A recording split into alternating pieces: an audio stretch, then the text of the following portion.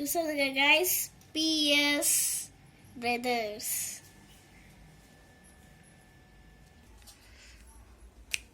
Light sugar add చేద్దాం guys.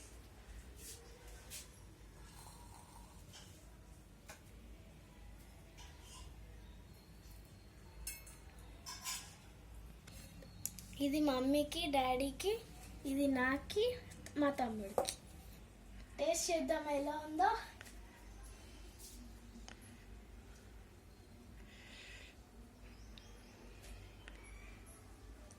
Guys super.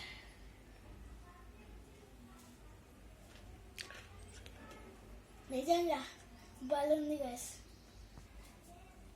బాదం పప్పు నములుతుంటే క్రిస్పీగా ఉంది గైస్. ఇప్పుడు మనము మోసంబి కుల్ఫీ చేస్తున్నాం, దాంట్లో బాదం పౌడర్తో వేసి. చూడండి గైస్,